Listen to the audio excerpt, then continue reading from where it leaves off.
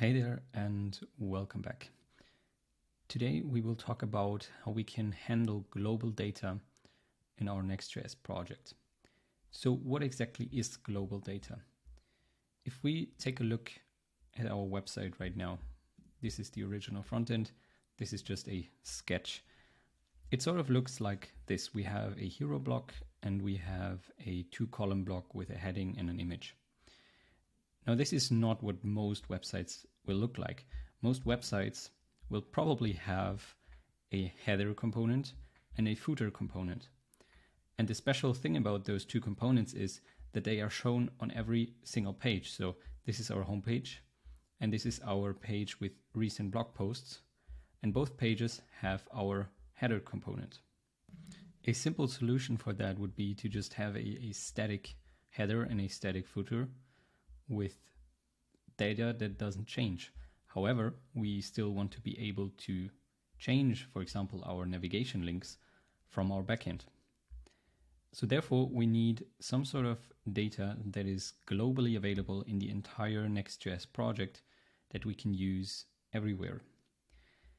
The second use case for this global data is actually, let's say, a recent blog posts block.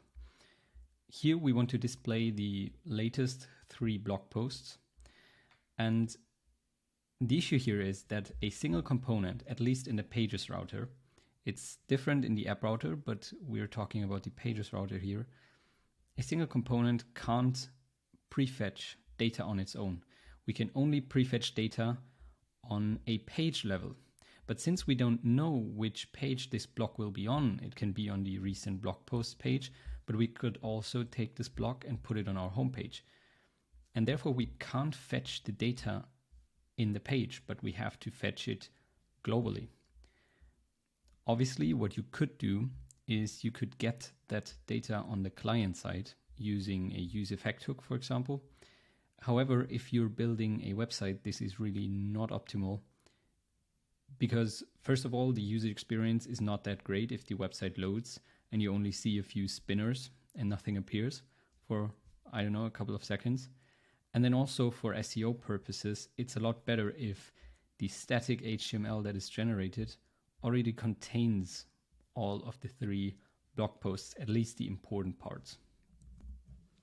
So let's start by implementing our 2 components, the header and the footer component.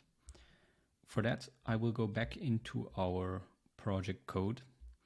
And in the backend, I'm going to create 2 globals. They look similar than collections, but they are basically meant to store data on a global level. So I'm going to select the source folder and create a new directory called globals. And in that, I'm going to create hero.js. Oh, sorry, not hero, but header.js and footer.js. Now they are both pretty straightforward.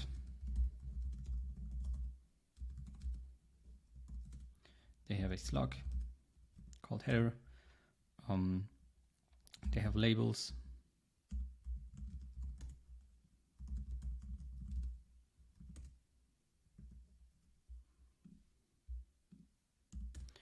We also need to change the access control so that they are readable without being logged in as all the other ones. And for fields, I'm just going to go for a logo, which is type upload, and in relation to our media collection. That is not correct. It has to be lowercase. This one has to be exactly the slug of our media collection, which is lowercase media. We have a logo, and then we can create nav links,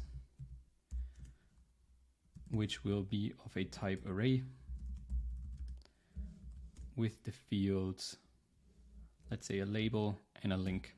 This is a very simple implementation. Same thing for the footer. We'll give it the slug footer, obviously, labels, add the appropriate access control. And for fields, we can just go for, yeah, we don't need a logo in the footer. I think in a header it's enough. So we're just going to do the bottom nav links, which is another array of links with each a label and a link. Now to actually show it in Payload, we will have to add them to our Payload config, which we can do below collections. We're going to say globals, and then we're just going to import them as we would with the collection configs, header and footer. Now somehow this doesn't, now it auto imports. Sometimes it takes a little while. And if we restart our server and go into our backend, we have an error. TypeScript, yeah, obviously we forgot to add a comma here. So if we restart our server now and look into our backend, we should now see two globals appearing. So let's check it out, refresh our page. And indeed, we now have two globals, header and footer, where we each have a logo and we can add nav links. So let's just add a simple data. I will just look for a logo and add it here. All right, so I just went for a very simple test logo, which I'm going to upload now. I'm going to add two links, home, which is obviously just the index page, and then recent blog posts, which we will have at /recent blog posts.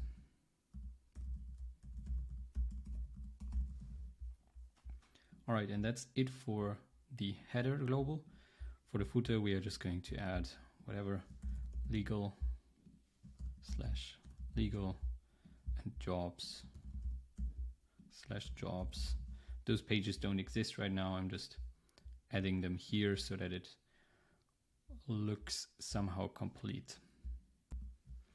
Let us go into our front end now and create our static hero and footer blocks. I'm just going to create a subfolder here to make it more structured and name it global. And in that, I'm going to say hero.jsx and footer.jsx. Sorry, it's not hero, it's header. All right, now I'm just going to create a very simple component for the header. Give it a width of screen, background white, and padding like that. For the footer, I'm going to do the same. Just a width screen, background white, and a little bit of padding. All right, now we have our two components. To display them on the entire page, we can go into our _app.js and add them here. You could also create a separate file, for example, website layout, which then contains those two components as well. But to make it simple, we are just going to do it here. So I'm going to return a fragment, which is important because we can't just return multiple React components. If we return multiple, we always have to wrap them into a React fragment. So in here, I'm going to put the component, and then I'm going to have our header. Sorry, that's not the right one. That one is the correct one. Header and footer. And I obviously have to remove the second return phrase. Okay, so if we check out our front end, we should now have a header at the top and a footer at the bottom. I'm just going to add a very ugly border.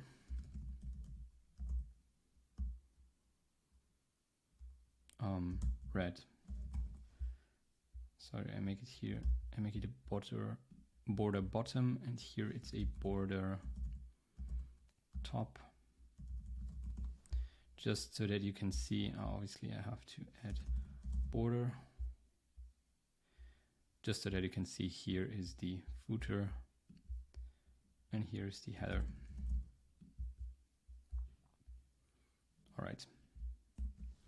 So now the question is, how do we get our globals from the backend into our front-end component without fetching the data in our component? Because, as I said, that is not possible in the Pages router.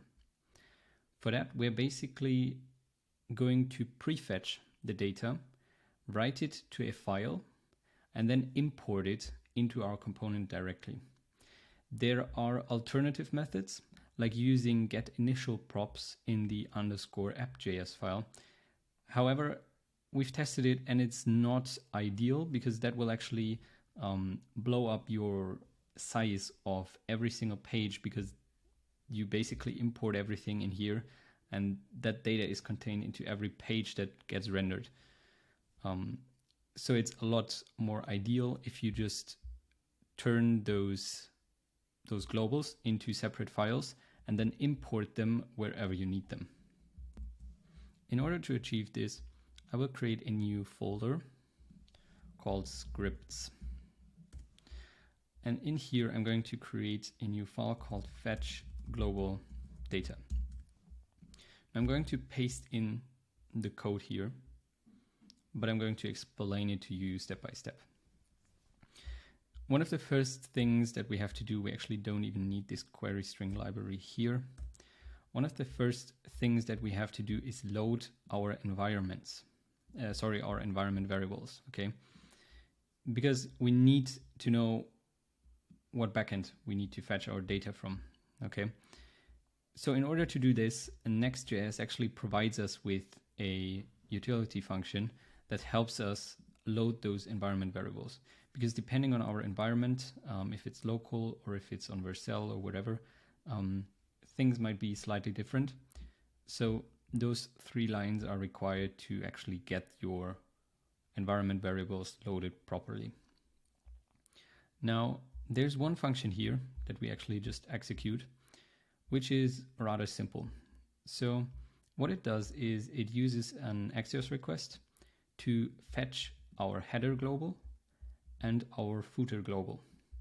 It will also fetch our listings, but I'm just going to comment that out because we will need that later. So just header and footer for now. And then what it does is, for header and footer, so for every attribute in the global data object, it will actually create a new JSON file in our source global data folder. We still have to create that, otherwise we will get an error here because the directory is missing. So I'm just going to create global data. And in that, I'm going to add a README file, which can contain whatever you want. The only thing is that the folder shouldn't be empty, otherwise Git will actually not upload it. So with that said, one last thing that we have to do is make sure that this script runs before we build our pages. In order to achieve this, I will go into our package.json file, where we also define our scripts. And I'm going to add a script called prebuild, which automatically runs before the npm run build step, okay? And in this prebuild script, I'm just saying to execute scripts fetch global data. And I'm also going to add this exact instruction to our development script so that it actually fetches new data before it runs our dev server. If we now go ahead and restart our front end, it says module not found, fetch global data.js. Maybe I have a typo in here. Fetch global data.js. No, I don't.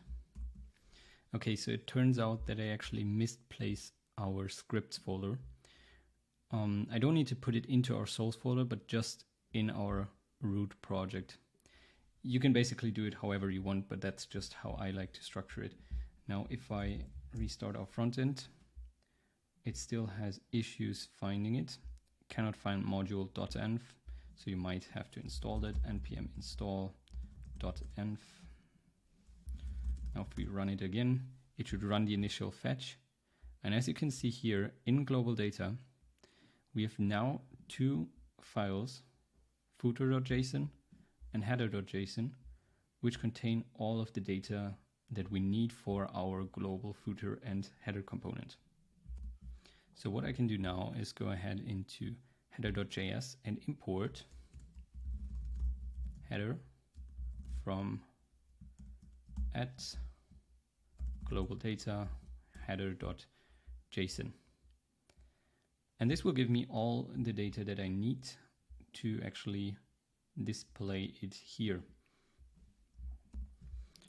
So first I'm going to add our logo.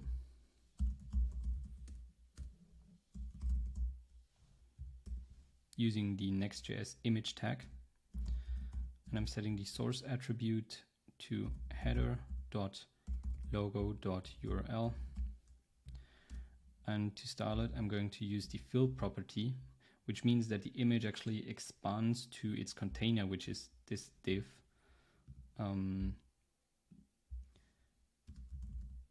So I'm going to say object contain. And here I'll have to set the height, let's say height 10, width 20.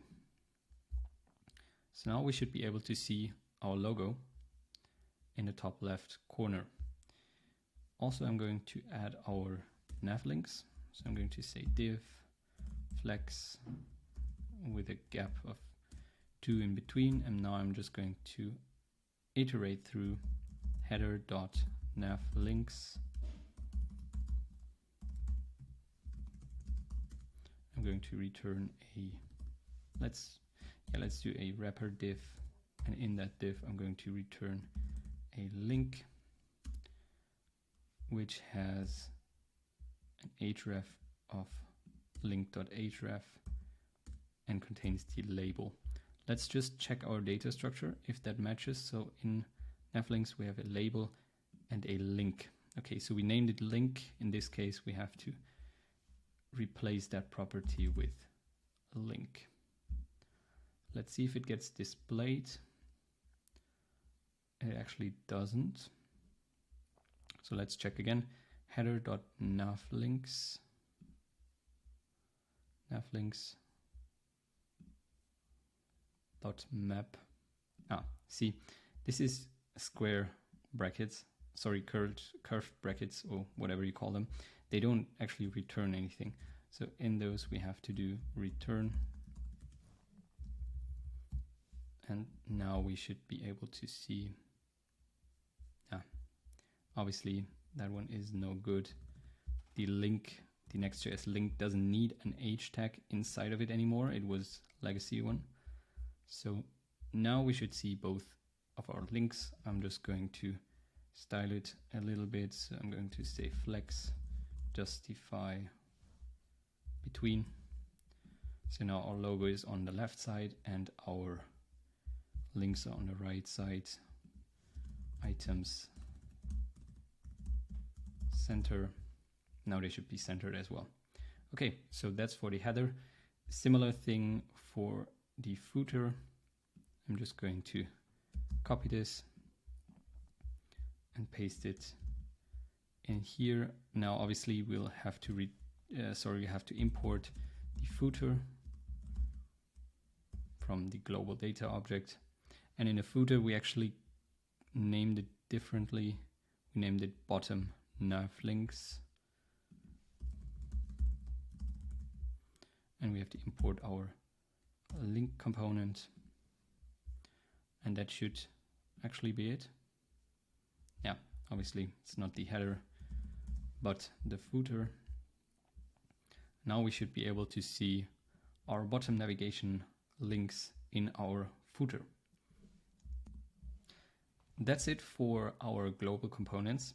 Let's now move on to creating our recent blog posts page, including our blog that shows the most recent 3 blog posts. So the first thing that we're going to do is create this blog, which is pretty straightforward. We're going to create it in the backend, recent blog posts.js.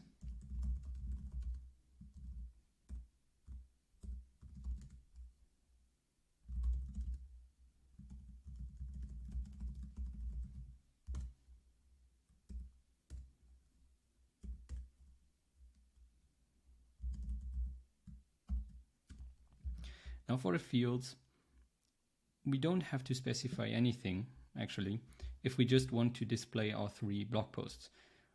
If we want to add a heading, for example, we can add a heading here.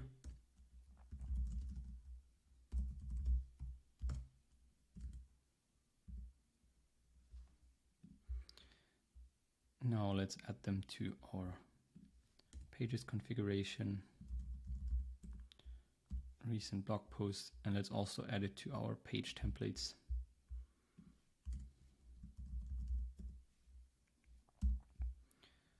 All right.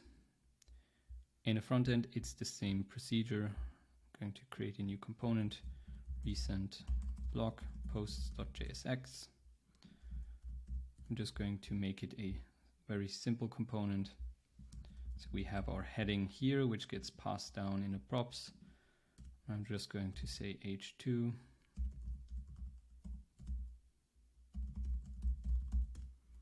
Which contains our heading. And then below that, this is the place where we will later display our blog posts. For now, I'm just going to make it a div, flex. Or let's actually make it a grid with 3 columns.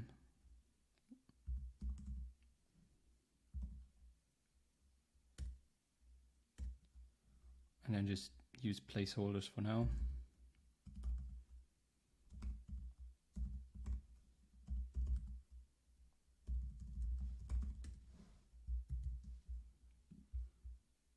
Now we will add it to our block list file.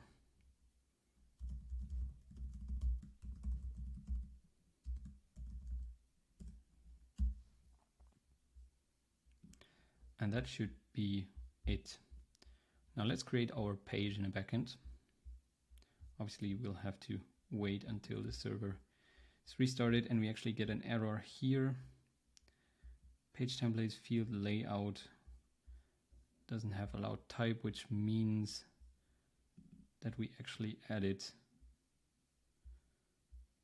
an incorrect configuration here. We have slug, labels, access, and fields. So I think it's actually the access control.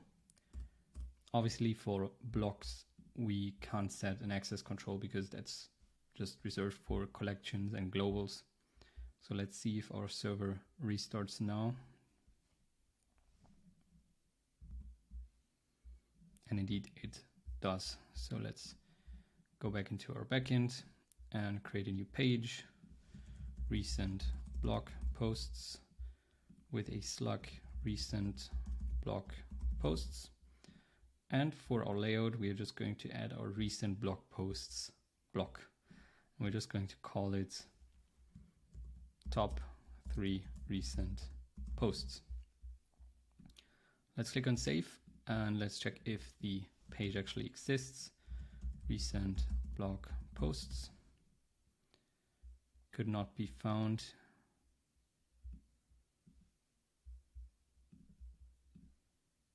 Yeah, sorry, I just had to refresh again. As you can see, it's not very pretty, but we have a header here, a footer here, and our top 3 recent posts, which I'm just going to make a little bit prettier by adding some padding and margins.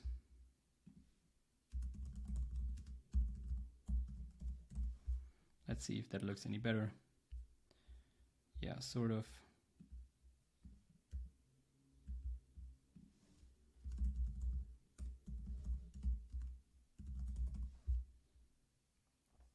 Okay, that should do the trick for now.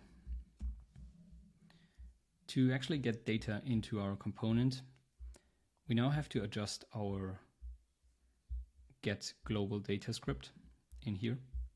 So what we're going to do is we're going to add this Axios functions, but we're just going to fetch our blog posts.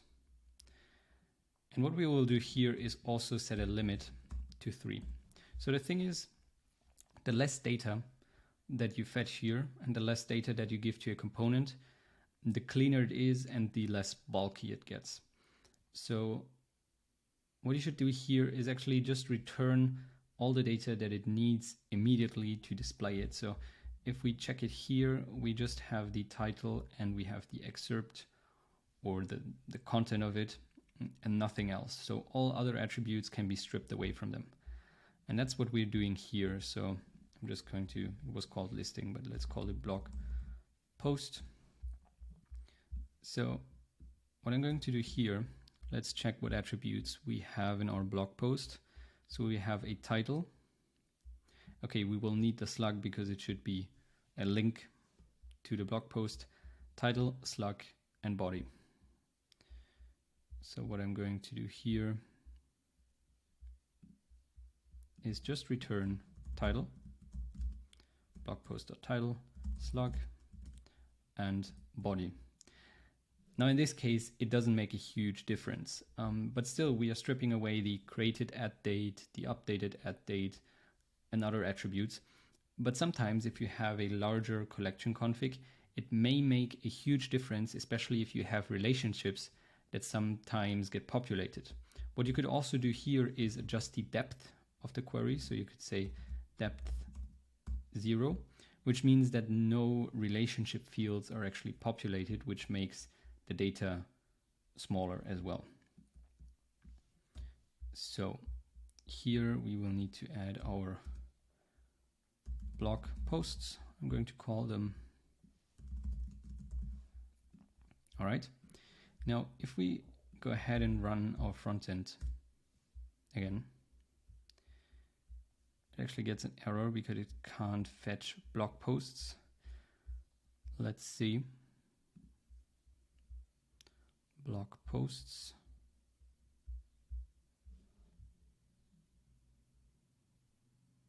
Yeah, see, we messed up our query right here. I just have to correct it real quick. So blog posts, if you have a first query parameter, it has to be a question mark. And only if you have a second one, then that should be added with an and sign. So let's try again with our question mark.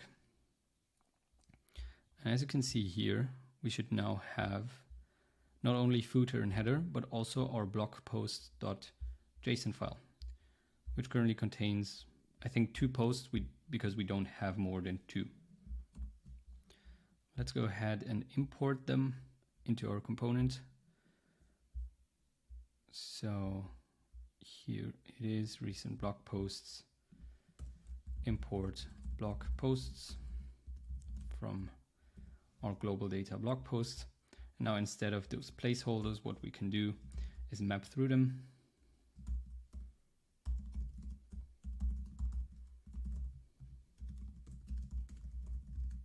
And we're going to return, let's still return our div, but in this div, we will have an h3 text XL,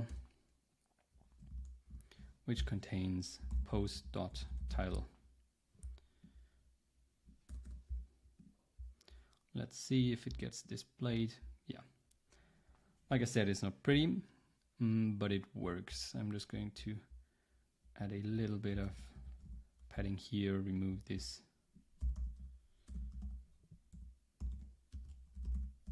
background and make it rounded so that it looks a little bit better. I'm just going to remove those size limits.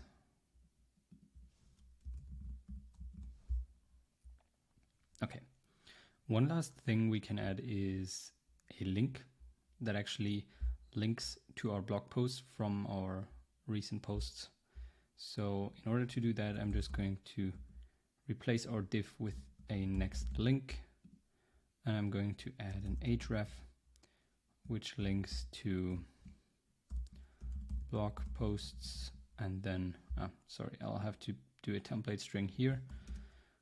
We'll say blog posts and then use our post.slug.